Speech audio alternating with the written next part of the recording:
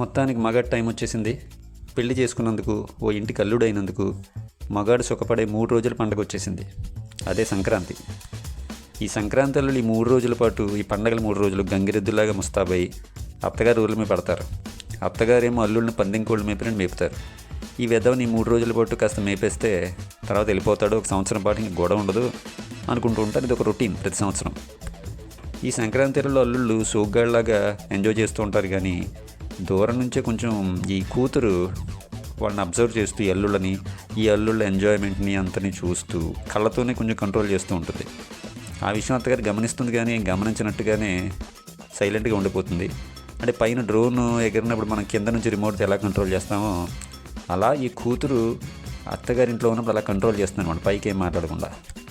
అంటే నేను సాయంత్రం అనుకోకుండా కొంతమంది ఫ్రెండ్స్ కలిసాం.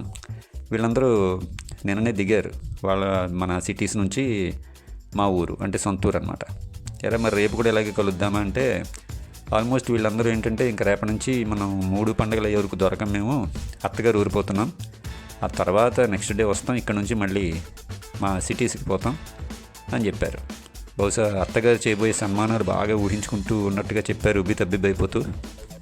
కానీ ప్రతి సంవత్సరం మామూలే కదా, వెళ్ళినప్పుడు ఇలా వెళ్తారు, మళ్ళీ తిరిగి ఇక్కడికి వచ్చినప్పుడు పాపం కష్టాలు చెప్పుకుంటూ ఉంటారు.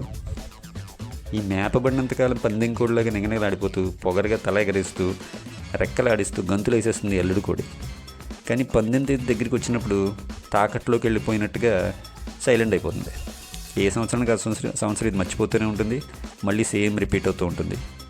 కానీ ఎంటైర్ ఎపిసోడ్లో మా దృష్టికి రాని, ఎవరు పట్టించుకొని ఏకైక జీవి ఎవరంటే మామగారు అనే జీవి. అంతేగా అనే పాత్రలో ఉండిపోతాడు పాప ఆయన. అయినా ఇవన్నీ నాకెందుకు, కానీ నేను ఇంటికి అల్లుడు కాలేదు, ఎందుకంటే నాకు నచ్చే అత్తగారు దొరకలేదు మరి. Anyway, just for fun. అందరికీ సంక్రాంతి శుభాకాంక్షలు.